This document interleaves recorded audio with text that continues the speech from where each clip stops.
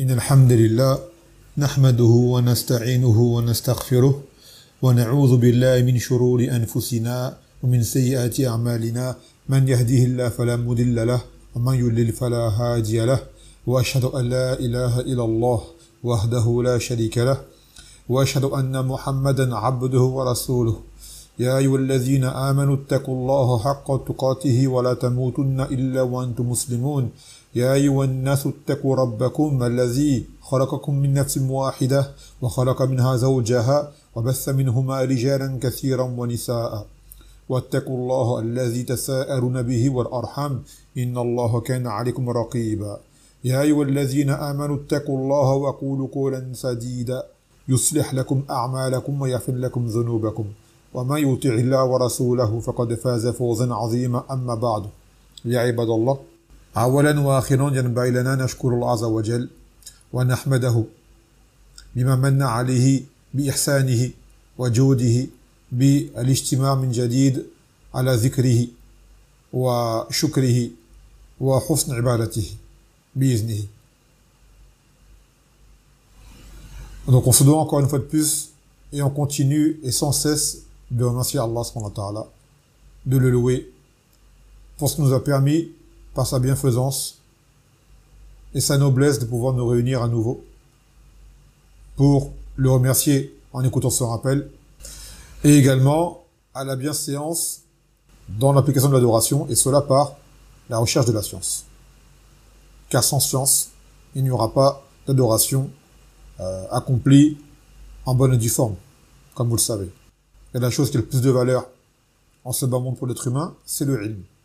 C'est la seule chose que Allah Azza wa Jalla a demandé à ce prophète de demander en plus. وَقُلْ رَبِّي زِدْنِي عِلْمًا. Dis, oh mon Seigneur, ajoute-moi du savoir. Donc, bi'idhnillah ta'ala, on va continuer nos durus, même à distance.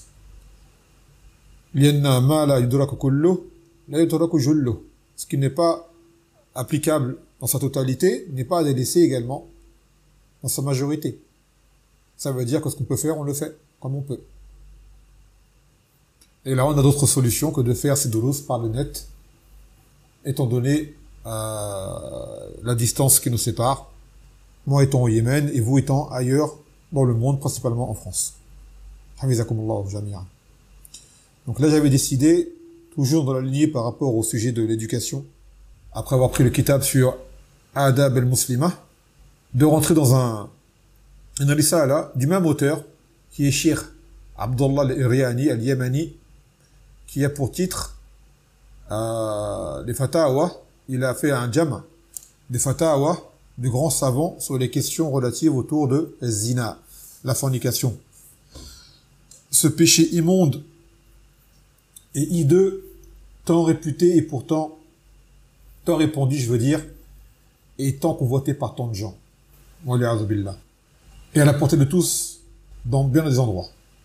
Et principalement dans les pays de Koufr comme la France ou les pays d'islam où le fasad est muntashir et le tabarruj également est muntashir. A'aznallahu iyyakum min hadi al-fahisha. Donc on aimerait en parler car c'est des questions qui reviennent souvent chez des gens. On reçoit pas mal de questions par des gens qui malheureusement ont été éprouvés par la tombée dans ce genre de péché et qui demandent quelle solution s'offre à eux après avoir commis tel et tel acte dans telle et telle situation et ainsi de suite. فَكَمَا يُقَالْ الْوِقَايَةُ خَيْرٌ مِنَ الْعِلَاجِ. Comme on le dit, la prévention est meilleure que la guérison. Donc ce genre de durus seront là pour nous aider, à nous avertir, pour faire preuve de prudence, de taqwa surtout avant cela, et pour nos précautions, pour préserver nos personnes de la tomber dans ce genre de turpitude. طيب. غير أن اليوم هذا سنأخذ فقط مقدمة في هذا الموضوع. Aujourd'hui, on va se contenter de prendre une introduction relative à ce sujet. Déjà auparavant, il y a quelques années, lors d'une dawra des frères du site de Dammaj, on avait fait une dawra, ce que les gens appellent séminaire, mais j'aime pas ce terme-là, parce qu'à la base, séminaire, c'est un terme qui vient des choses des gens du livre. Et en vrai, en arabe, on appelle ça dawra, et dawra, c'est une session, c'est un cycle, c'est ce genre de choses. Sur les grands péchés, j'ai pris pour thème, moi, justement, à la fornication. Donc, je remettrai la conférence, je la remettrai à jour sur la chaîne, pour ceux qui n'étaient pas encore Ceux qui ne connaissaient pas encore cela, parce que c'était date d'il y a 4 ans, je crois, à peu près. Donc, pour la réécouter, avec l'exhortation qu'il y a dedans et les avertissements que cela comprend, en guise de conseil. Donc, je vous invite à la réécouter pour ceux qui veulent. Et là, aujourd'hui, on va prendre une muqaddima sur certains points ilmiya par rapport à ce péché. Awalan, ma huwa az-zina? C'est quoi la définition du zina shar'an dans la législation? Yuqal huwa ilaj al-hashfa min maqtu'iha bi faraj muharram li'aynihi. أي ذلك بخلاف المحرم لعارض كالحيض ونحوه خالدا الشبهة مشتهى. Donc on disait la définition de la fornication, je l'ai lu en arabe, c'est celle de Al-Minnawi. Il dit la fornication, c'est quoi en fait, quand le jugement s'applique, c'est le fait qu'il y ait eu une pénétration, soit du pénis entier, ne serait-ce que l'équivalent, ne serait-ce que le gland du pénis qui rentre dans le vagin de la femme. Si cela a lieu et que cela se fait dans un vagin qui est interdit en lui-même, c'est-à-dire quoi un vagin qui est interdit en lui-même? C'est-à-dire d'avoir un rapport avec une femme interdite en elle-même. Parce que des fois, tu peux avoir ta femme avec qui la relation est illicite pour une raison, comme le fait qu'elle ait ses menstrues, ses louchis ou autre. Donc là, ça rentre pas dans le zina. Là, quand on dit un vagin qui est illicite, c'est-à-dire un vagin qui est illicite en lui-même. Et cela, qu'il s'agit d'une femme qui était interdite. C'est-à-dire hors mariage. Ou hors mariage shubaha, ou autre que ton esclave. Ou autre que la femme esclave. Donc c'est quoi maintenant le mariage shubaha? Le mariage shubaha, le nikah shubaha, c'est des gens qui pensent être mariés, mais qui en fait ne le sont pas. Par exemple, ils ont fait un mariage et ils n'ont pas rempli toutes les conditions. Mais ils ne le savent pas, eux, ils pensent qu'ils sont mariés. Donc eux, c'est un mariage shubaha. C'est-à-dire les relations qu'ils auront eues, elles seront considérées comme étant licites, mais doivent recommencer l'acte de mariage. Et si ils ont un enfant qui est né de cette union, cet enfant-là sera un enfant qui sera légitime. Mais on leur dira, recommencez votre aqd et recommencez tout à zéro. Fahimtum? Contrairement à des gens qui savent qu'ils ne sont pas mariés. Et la femme esclave, également, il est permis à l'homme d'avoir des rapports avec elle, donc ce n'est pas de la fornication. طيب بعد هذا ما هو حكمه? C'est quoi le jugement du zina? Et vous le savez. حكمه أنه محرم بالكتاب والسنة وبالإجماع. Qu'il est illicite, interdit, et cela sont les preuves du kitab, de la sunna et du consensus des gens de science. من أدلة الكتاب قوله تعالى ولا تقربوا الزنا إنه كان فاحشة وساء سبيلا. Parmi les preuves du Coran, et qui sont nombreuses, il y a et ne vous approchez pas de la fornication, car certes c'est une turpitude et un très mauvais chemin.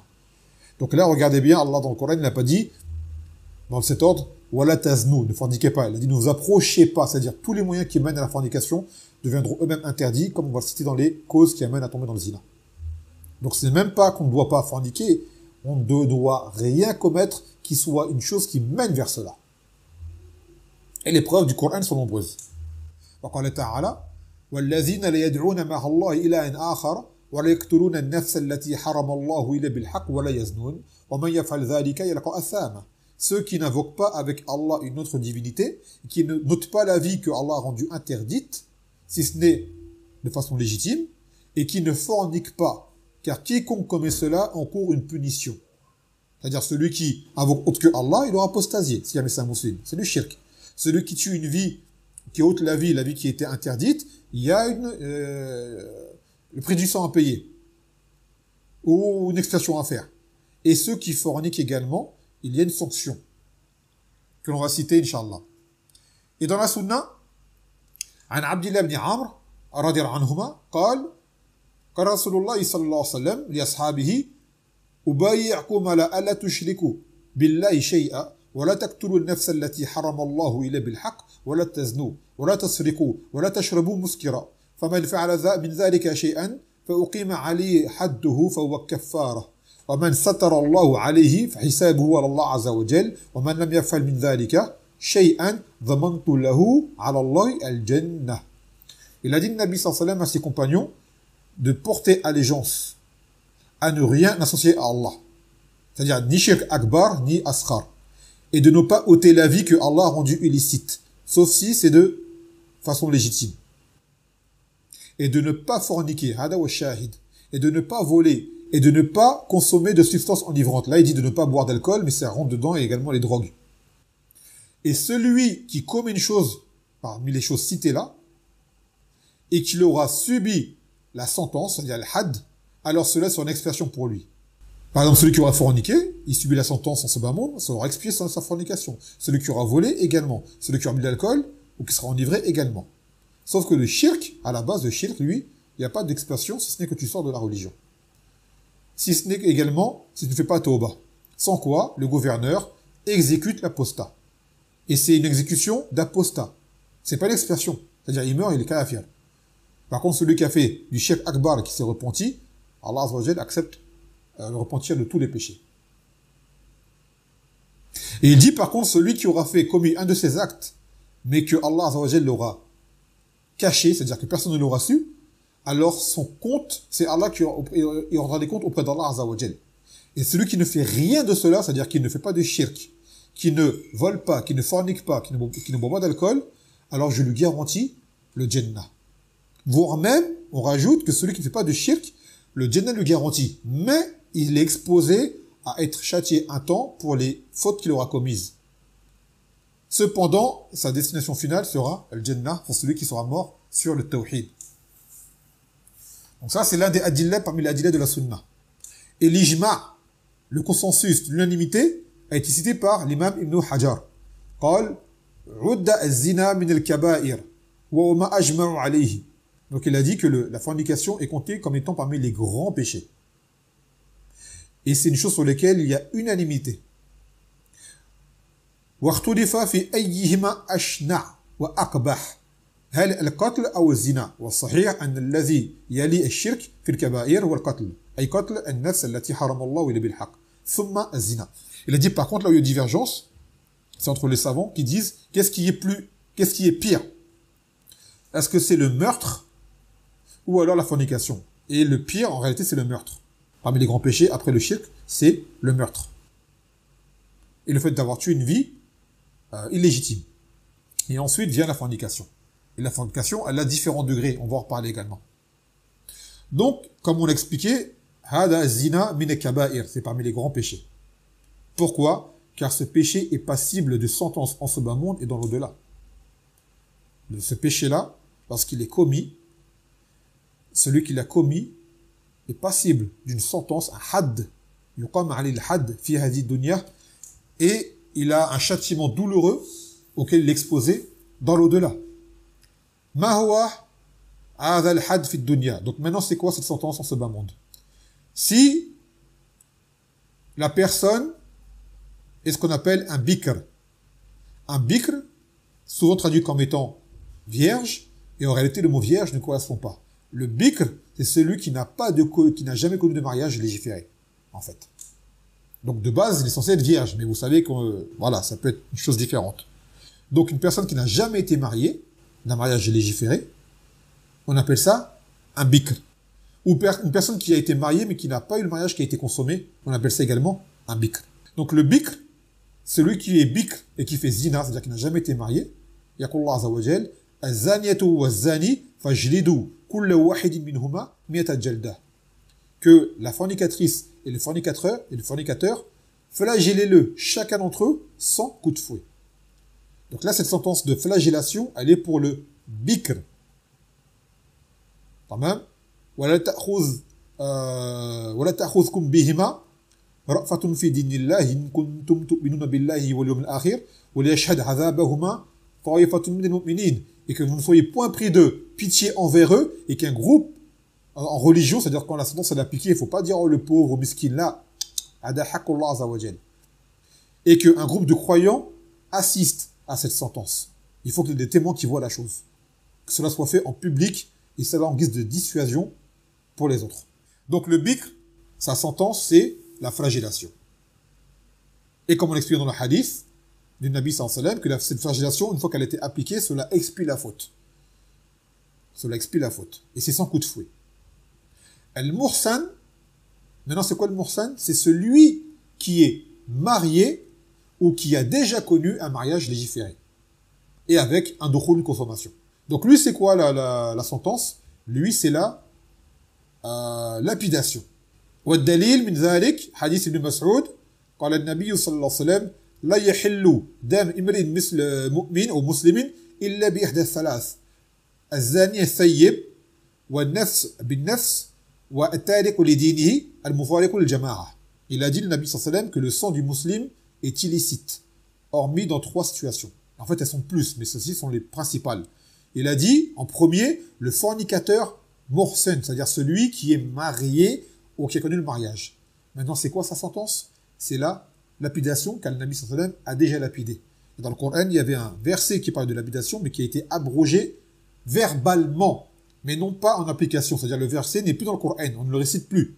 Mais l'application, le jugement reste effectif. Yusamma mansukh lafzan wala hukman. On dit comme ça. Mansukh lafzan wala hukman. C'est-à-dire qu'on ne cite plus le verset, dans le Coran on ne le trouve plus, mais le jugement s'applique toujours. Et le Nabi sallam a lapidé de son vivant, et les Sahaba ont lapidé de leur vivant. Donc là, on connaît cette sentence. Et dans l'au-delà, on a des hadiths qui montrent que le Nabi sallallahu alayhi wa sallam, lorsqu'il est monté lors de Al-Mi'raj, l'ascension, il a vu les gens de l'enfer. Il a vu les châtiments des gens de l'enfer pour des péchés en particulier. Et parmi eux, il a vu des gens nus dans un four en forme triangulaire, ça veut dire la base du four, elle est large et le haut est étroit. Le haut est étroit. Et ce four est lui-même alimenté par des flammes par en dessous. Et dans ce four, il y a des gens nus.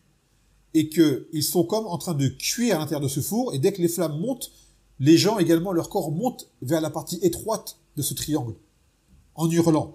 Et dès que les flammes s'atténuent, ou plutôt se diminuent, ils redescendent. Et les flammes remontent, et les corps remontent, et eux-mêmes, ils hurlent à nouveau. Donc en fait, ils sont en train de se faire brûler dans un four. Et les ulama, ils expliquent pourquoi ça reprend et ça s'arrête, parce qu'ils disent que le fornicateur, souvent, il veut arrêter, mais il recommence. Il veut arrêter, et recommence. Et pourquoi également le châtiment de la lapidation? Parce qu'ils disent que tout comme il a connu du plaisir dans tout son corps avec ce péché, il doit connaître une douleur dans tout son corps comme sentence pour expier ce péché. On n'a pas à dire que c'est cruel, c'est barbare ou c'est sauvage. Non, celui qui dit cela, il aura critiqué le jugement d'Allah Azza wa Jal, et il aura remis en question le jugement d'Allah Azza wa Jal, il aura critiqué, et cela de la mécréance. Critiquer un jugement de l'islam et le détester ou s'en railler, cela amène à apostasie directement. Donc on accepte, et c'est le jugement d'Allah subhanahu wa ta'ala. Donc maintenant on dit maratib al-kubh fi zina. Donc maintenant le zina est de différents degrés. Les fornicateurs ne sont pas au même niveau. Bien que le zina reste en lui-même parmi les pires des péchés, si ce n'est le pire après le meurtre. Mais dans ce zina en lui-même, il y a des échelons. Yaqul ibn Hajar, al-zina lahu maratib. Le zina, il a des échelons. Mutafawita, qui varient. Mathalan, fawa bi ajnabiyya la zawja laha azim. Première étape, c'est celui qui a un rapport avec une femme célibataire. Là, c'est le niveau le plus bas, il est déjà très grave, il est gravissime. Une fornication avec une femme célibataire. Yaqul wa a'zam minhu bi ajnabiyya la zawj. Maintenant, pire encore, c'est de forniquer avec une femme mariée. Et ça, on appelle ça comment? Adultère. C'est une différence, que souvent les gens traduisent zina par adultère. Non, l'adultère et la fornication, il y a une différence. Fornication, c'est l'acte. C'est-à-dire, fornication, c'est plus général. L'adultère rentre dans la fornication, mais la fornication n'est pas forcément de l'adultère. Je m'explique. Fornication, qu'on expliquait, c'est avoir un rapport sexuel hors mariage, d'accord? Hors mariage, avec une femme qui nous est interdite. Quand je dis interdite, c'est-à-dire autre que l'esclave. Donc cela peut avoir lieu avec une femme célibataire. Mais quand tu as un rapport en étant marié, là on appelle ça adultère. C'est-à-dire il y a une forme de trahison qui s'est faite. Comprenez bien, donc l'adultère c'est pour les mariés. Mais c'est une fornication également. Mais plus précise. Donc pire que forniquer avec une femme célibataire, le fait de forniquer avec une femme mariée. Et c'est pareil pour la femme célibataire avec un homme marié. Hein. C'est pareil. Ou deux personnes mariées ou deux personnes célibataires. Yaqul wa a'zam minhu bi mahram. Pire encore que cela, c'est de forniquer avec une femme qui a un mahram. D'accord? C'est-à-dire une proche avec qui le mariage est interdit. Ta mère, ta sœur, ta fille, ta tante paternelle ou maternelle, la grand-mère, les petites filles, toutes les proches avec qui le mariage est interdit. Ça, c'est une monstruosité également. Ça, c'est encore un autre niveau, c'est pire encore. Et que la fornication du fayyib, c'est que le fayyib, c'est le moursan, c'est celui qui est marié ou qui a été marié, qui a connu le mariage et la consommation. Celui-ci, sa fornication est plus gravissime que celle du célibataire qui n'a pas connu de mariage, comme on l'a dit au préalable. وكذلك وزنا الشيخ الكامل عقله أقبح من زنا الشاب. Et que la fornication commise par un homme âgé qui a toute sa tête, parce que des fois on peut être sénile et avoir perdu la raison. Donc un homme âgé qui a toute sa tête, quand il fornique, il est pire qu'un jeune. Car à la base, celui qui est vieux, il a moins de shahawat, il a moins de plaisir, il a moins d'envie que le jeune qui, lui, comme on sait, les pulsions sont fortes. Donc quand c'est un vieux, c'est pire encore. Tout comme il dit, وَزِنَا الْحُرْ وَالْعَالِمْ لِكَمَالِهِمَا أَقْبَحْ مِنْ زِنَا الْعَبْدِ وَالْجَاهِلِ. Et que, il a dit, la fornication commise par une personne qui est libre est pire que celle qui est commise par l'esclave. Et la fornication commise par le savant est pire que celle commise par l'ignorant. À la base, toute chose qu'un savant commet reste pire à son égard, car lui, à la base, il a le ilm. Donc il est censé avoir les éléments pour s'éloigner encore plus de la chose. Lorsqu'il le commet, c'est d'autant plus grave. À tel point que, il a bien dit, Youssouf alayhi salam, wa sijnu ahabbu ilayya mimma yadunani ilayhi. Il a dit la prison m'est préférable que de répondre favorablement à ce quoi elle m'appelle.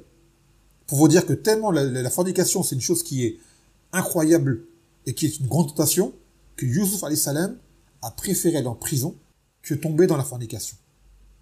Et d'ailleurs, vous savez que parmi les 7 personnes qui sont sur l'ombre d'Allah Azza wa Jal, le jour où il y a d'autres ombres que la sienne, et là c'est un nombre qui est créé, non pas un attribut d'Allah Azza wa Jal, c'est un nombre qui est créé, il y a parmi eux, c'est cette catégorie de personnes, un homme qui aurait été tenté par une femme belle et de haut rang, et qui lui aura dit, je crains Allah Azza wa Jal. Il lui aura dit, je crains tellement cette fitna, elle est dure. Il y a dans Allah Azza wa Jal, yaqul, wa khuliqa al-insana da'ifa, que l'homme a été créé très faible face à la femme. Très très faible. Donc de là, comme on va le citer par la suite, pour éviter de se retrouver en situation de, comme on dit, coincé dans l'impasse, alors il y a des causes. Biznillah ta'ala, on va le citer par la suite. Donc regardez bien, la force de celui qui arrive à éviter cela, alors qu'il est devant, on dit il est au pied du mur, il arrive pourtant malgré tout à refuser, à craindre Allah Azza wa Jal. Regardez la récompense qu'il attend, tellement c'est une chose qui est presque insurmontable pour un homme. Et donc là, Ibn Hajar, il y a une forme de zina qu'il n'a pas citée, qui est parmi les pires également, car elle est basée sur un dalil. C'est le fait que l'homme fornique avec la femme de son voisin, wa li'adhu billah. قال النبي صلى الله عليه وسلم قال ابن مسعود يا رسول الله أي الذنب أعظم قال أن تجعل لله ندا وهو خلقك قلت ثم أي قال أن تقتل ولدك خشية أن يطعم معك قلت ثم أي قال أن تزاني حليلة جارك. Il a dit Ibn Mas'ud, ô messager d'Allah, quel est le pire des péchés? Il a dit que tu donnes à Allah un égal alors qu'il t'a créé, donc le shirk. Il a dit, et ensuite, c'est quoi le pire? Il a dit que tu tues ton enfant par crainte qu'il ne mange avec toi, c'est-à-dire par peur de la pauvreté. Il a dit, et ensuite, quel est le pire? Il a dit que tu forniques avec la femme de ton voisin. Avec la femme de ton voisin. وقال النبي صلى الله عليه وسلم وقيل روي عنه أنه قال لأن يزني الرجل بعشر نسوة أيسر عليه من أن يزني بامرأة جاره. Il a dit, ou plutôt il a été rapporté de lui qu'il a dit, parce que le hadith, apparemment il y a une divergence quant à son degré d'authenticité, mais le hukm il reste affirmé par d'autres hadiths. Il a dit que l'homme fornique avec 10 femmes est moins grave pour lui que de forniquer avec la femme de son voisin. Tant le voisin, il a un droit qui est immense et qu'il est censé avoir confiance en toi, qui est censé être une protection en son absence. Et celui qui tombe dans cela est le plus grand des traîtres, qui va séduire la femme de son voisin. Ou le contraire également, la femme qui va séduire le mari de sa voisine. Wal'iyadhu billah. Donc il dit une parole d'Ibn Hajar, يقول أفحش أنواعه الزنا بحليلة الجار. Donc il a dit la plus immonde parmi les formes de fornication, c'est celle que l'on commet avec la femme de notre voisin. يقول وزنا أكبر إثما من اللواط لأن الشهوة داعية إليه من الجانبين فيكثر وقوعه ويعظم ضرر بكثرته ولما يترتب عليه من اختلاط الأنساب. Donc il dit également que la fornication est d'un plus grand péché que la sodomie homosexuelle. Pourquoi? Car il dit que cette attirance pour le zina vient des deux genres, de l'homme comme pour la femme. Car le sodomie homosexuel ne vient que de l'homme, du genre masculin. Là, il concerne le genre féminin et le genre masculin. Et également, car cette forme de fornication est plus nombreuse.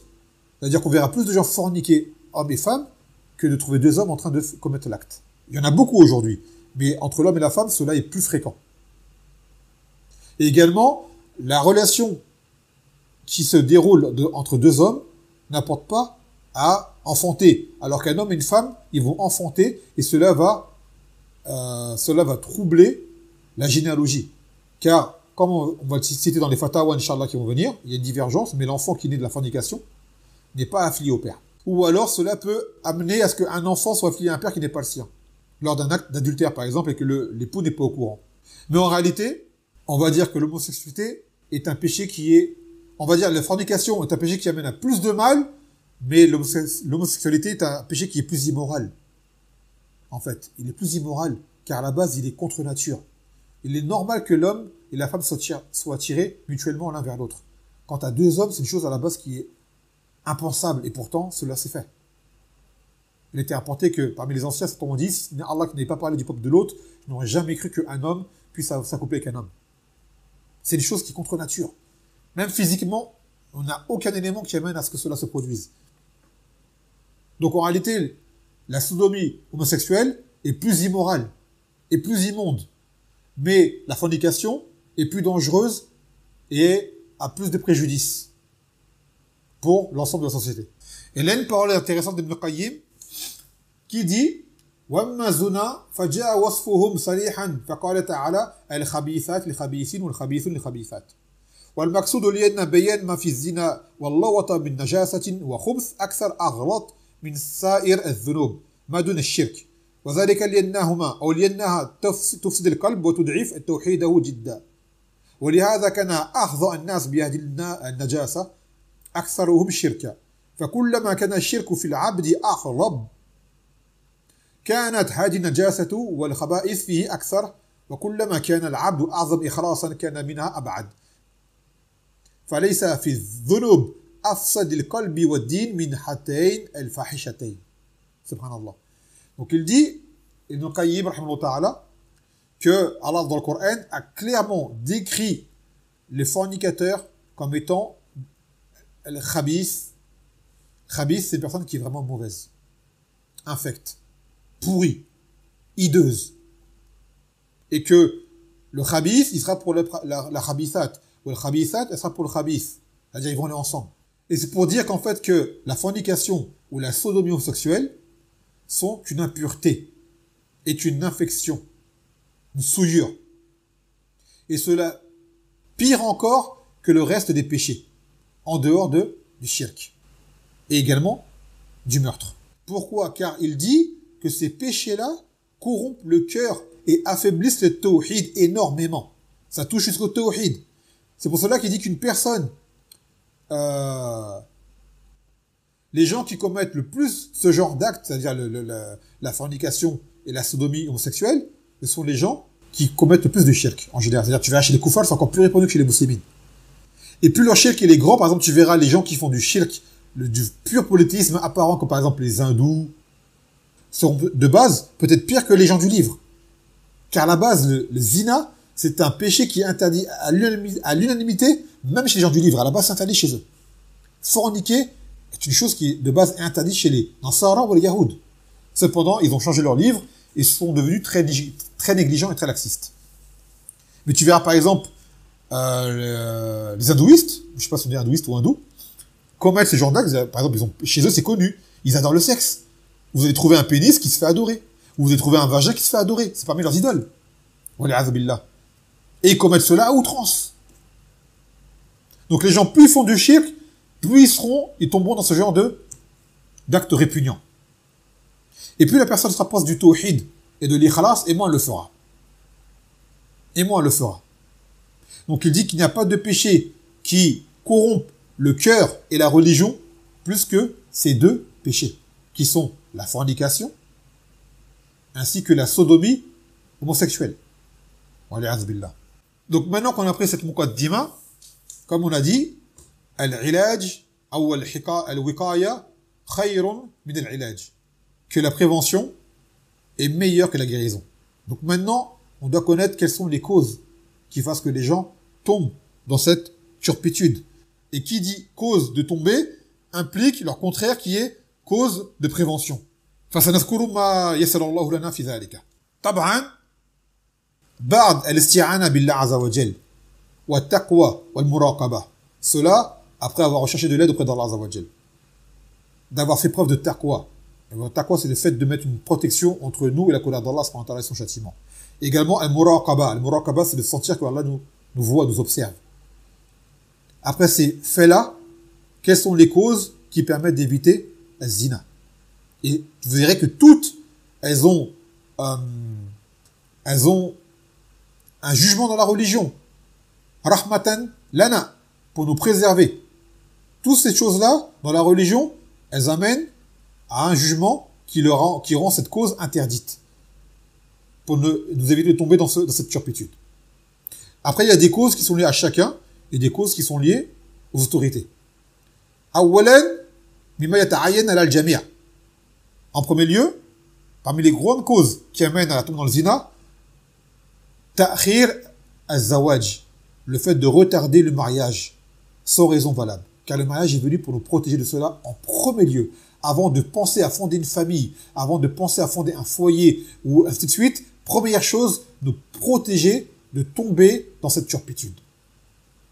لأن النبي صلى الله عليه وسلم قال يا معشر الشباب من استطاع منكم الباء فليتزوج فإنه أحسن للفرج وأغض للبصر ومن لم يستطيع فعليه بالصيام. Il a dit, ô vous les jeunes, ceux d'entre vous qui ont les moyens d'assumer un mariage, alors qu'ils le fassent.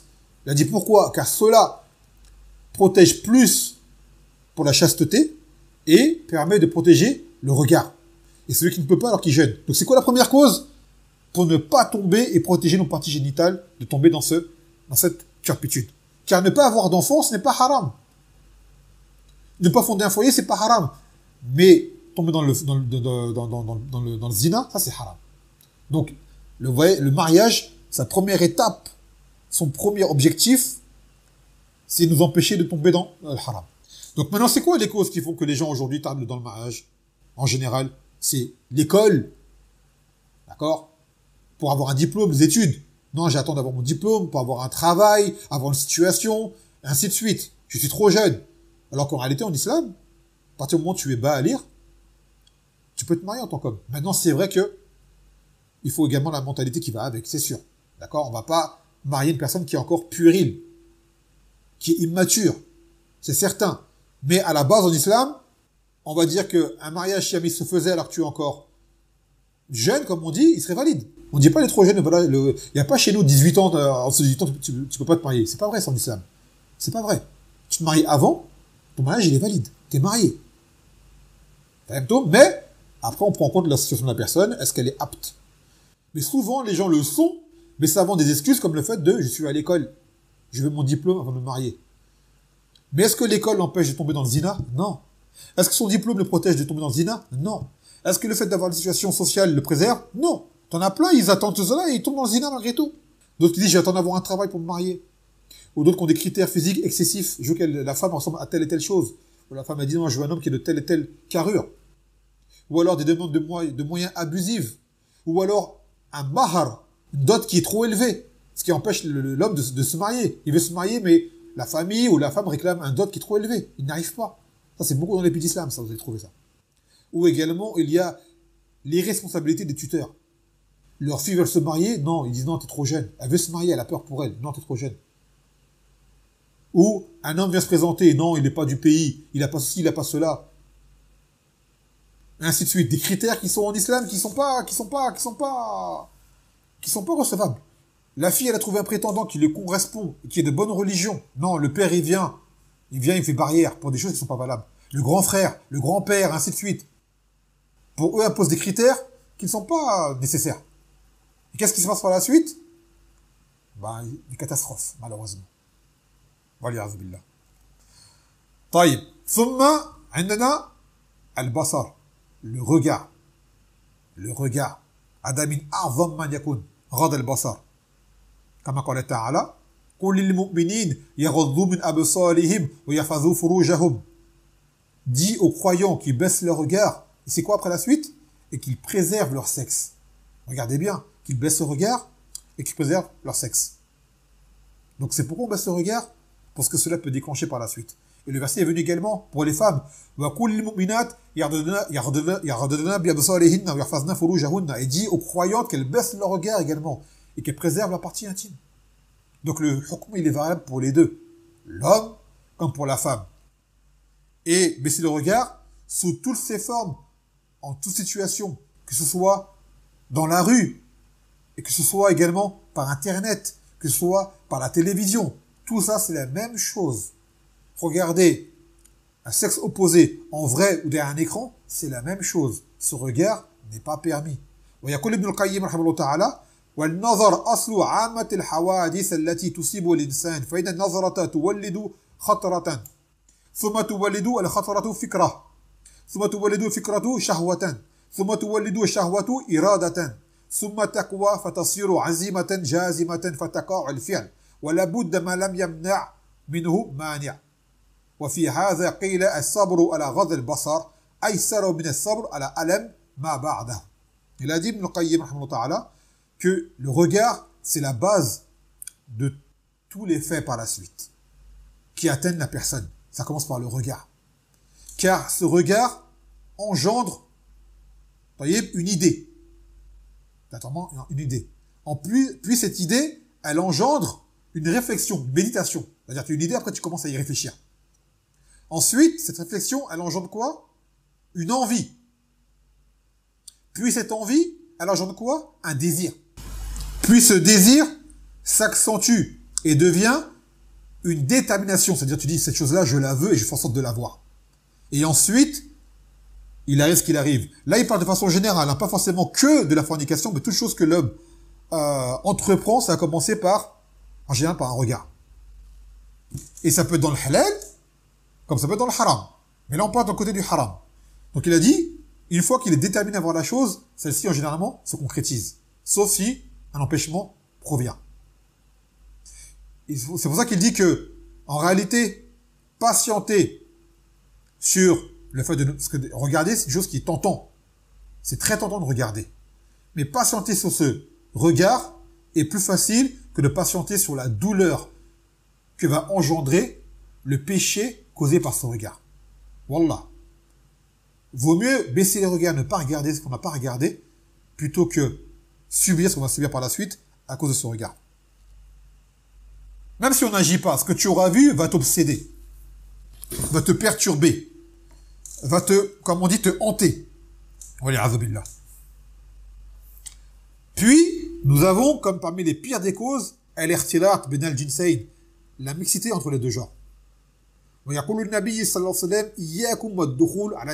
dit, prenez garde à ne rentrer auprès des femmes. La mixité que l'on trouve dans tous les domaines aujourd'hui, malheureusement.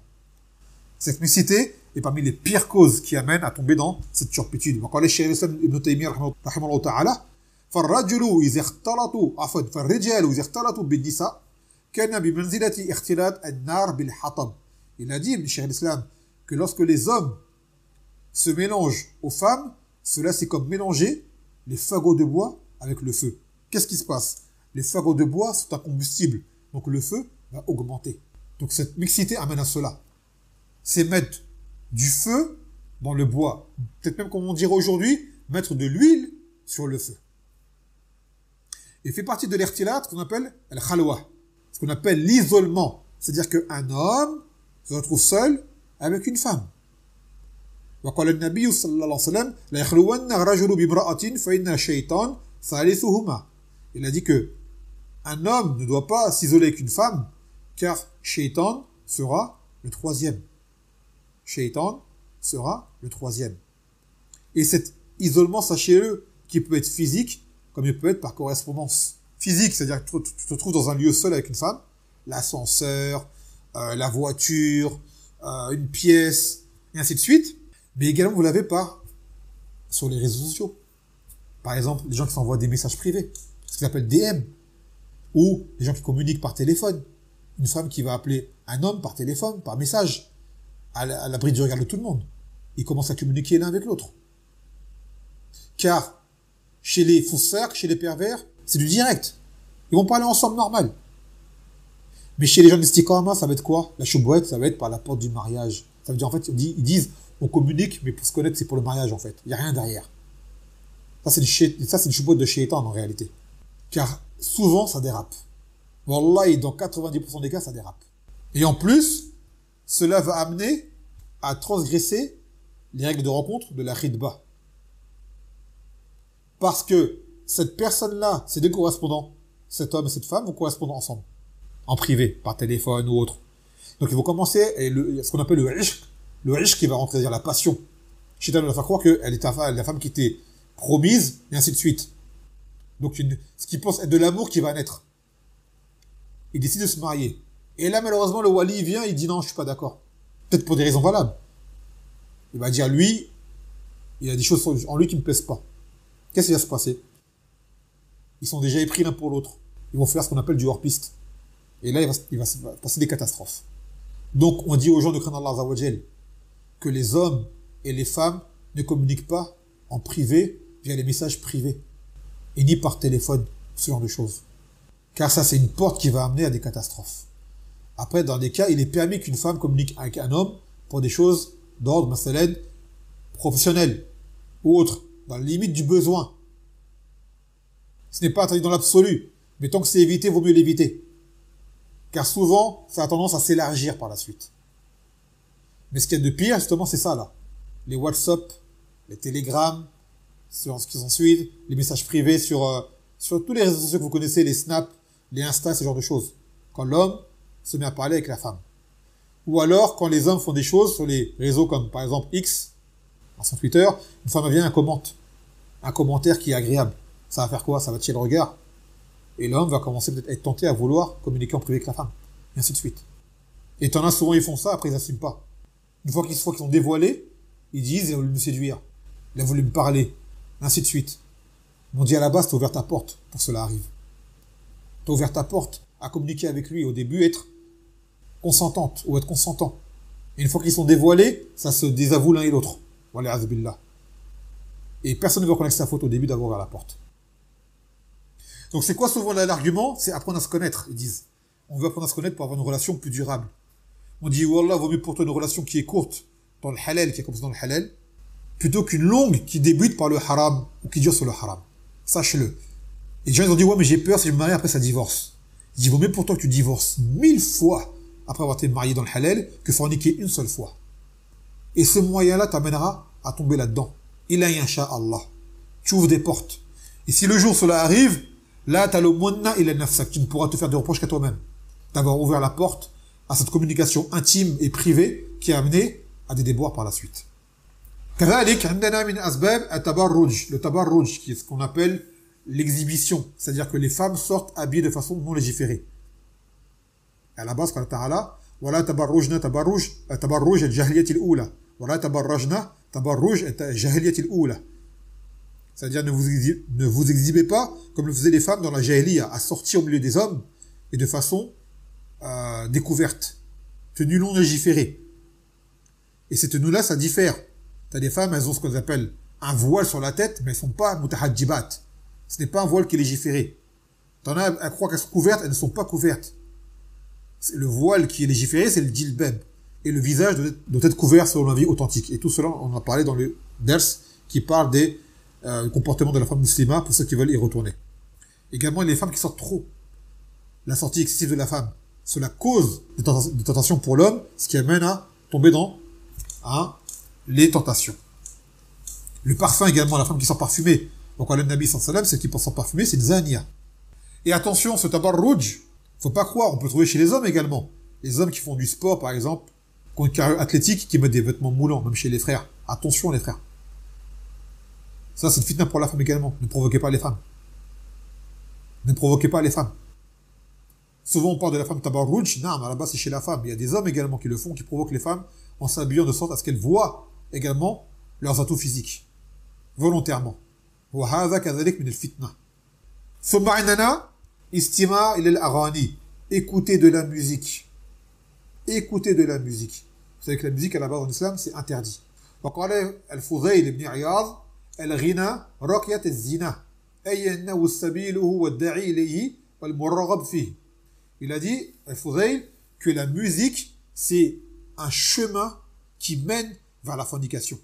Les gens qui écoutent de la musique sont parmi les plus à même de tomber dans la fornication. Il est apporté de Yazid ibn al-Walid qu'il a dit à son peuple des Bani Umayya, Ya Bani Umayya, iyyakum wal ghina, fa innahu yanqusu al-haya wa yazidu al-shahwa wa yahdim al-muru'a wa innahu la yanubu 'an al-khamr wa yaf'alu ma yaf'alu al-muskir. فإن كنتم لابد فاعلين فجنبوه النساء فإن الغنى داعية للزنا. Il a dit à son peuple, au fils de Umayya, prenez garde à la musique, car cette musique réduit de la pudeur et rajoute du plaisir, enfin du désir plutôt.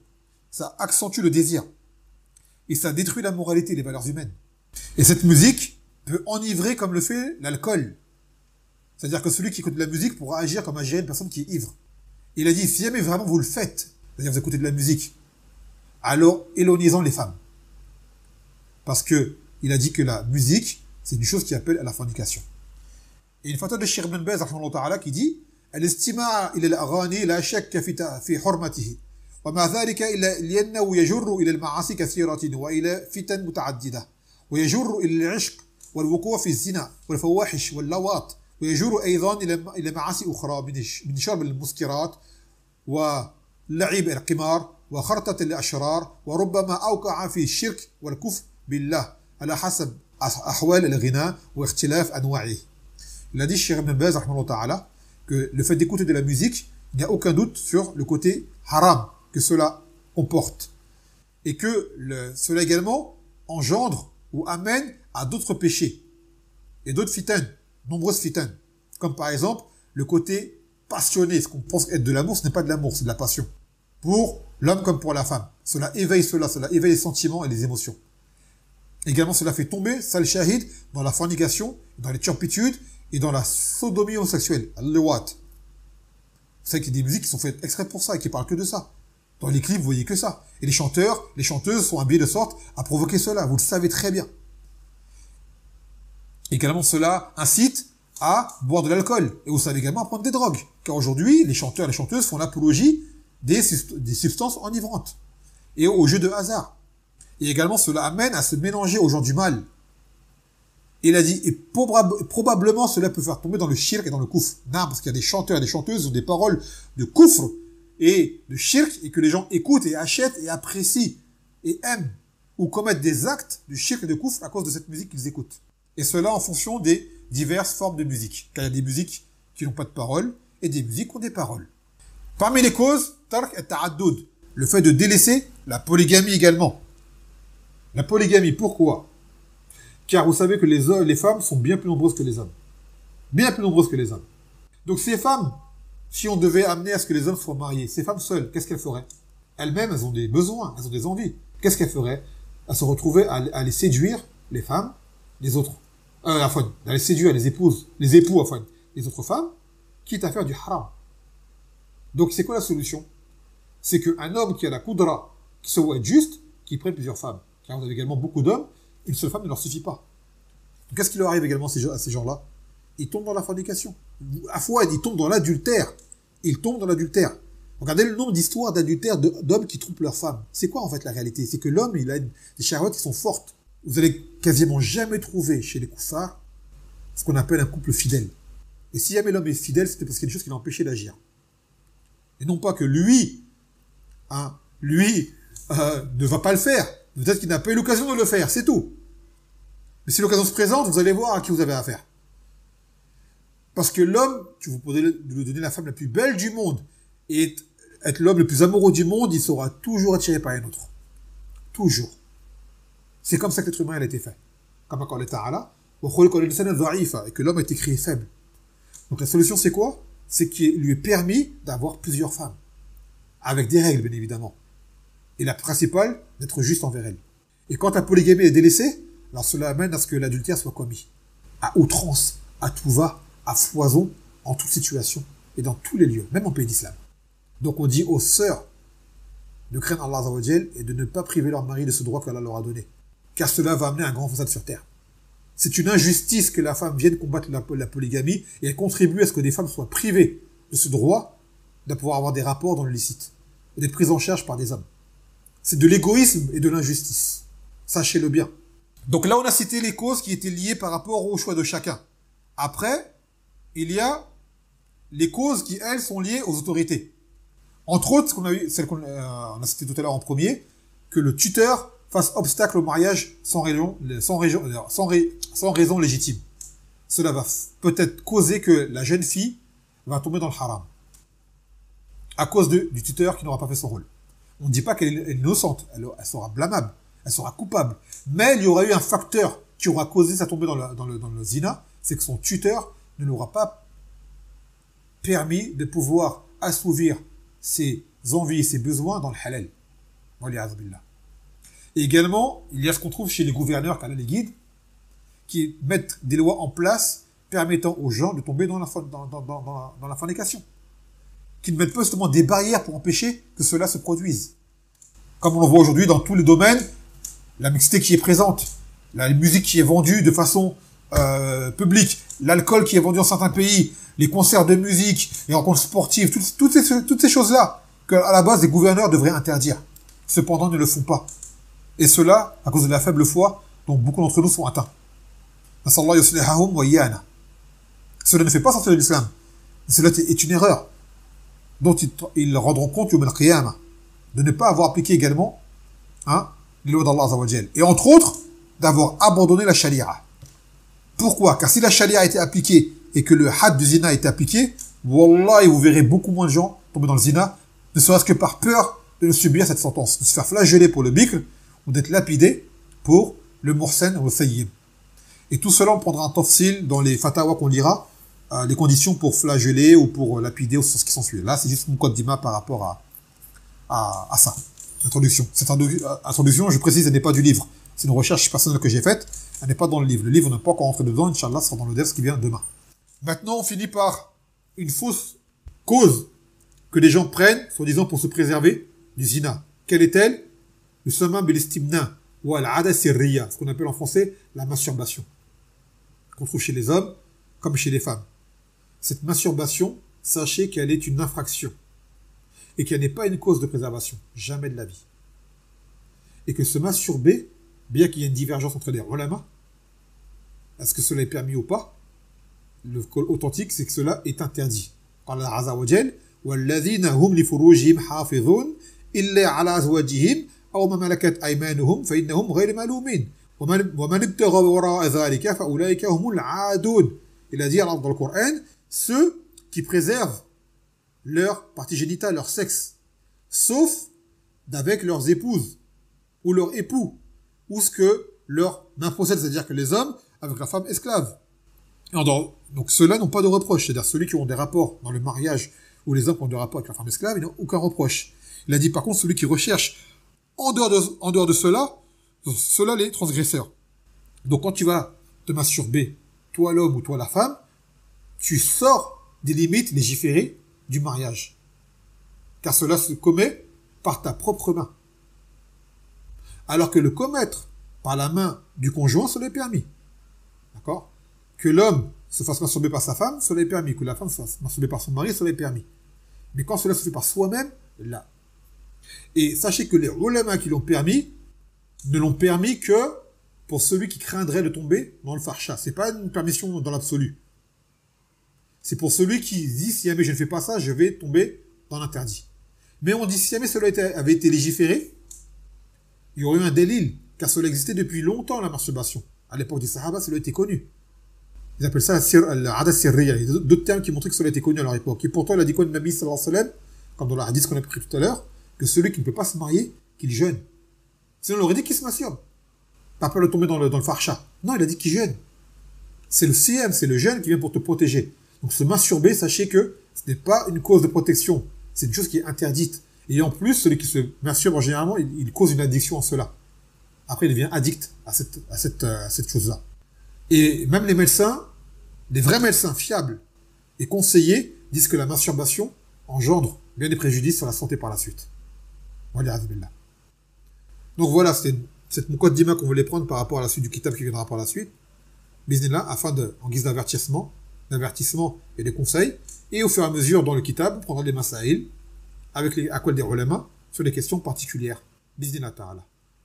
Je m'excuse également pour l'annonce que j'ai faite. J'avais écrit 19h30. En fait, non, c'est 19h30 au Yémen. Je me suis rendu compte tout à l'heure. En fait, c'est 18h30 pour l'heure de France et non pas 19h30. Donc, je m'excuse pour ceux qui ont été induits en erreur. Ils sont arrivés en retard. D'accord? Donc, retenez bien que c'est à 18h30, heure de France. Non. بإذن الله تعالى نكتفي بهذا القدر فسبحانك وبحمدك لا إله إلا أنت أستغفرك وأتوب إليك السلام عليكم ورحمة الله وبركاته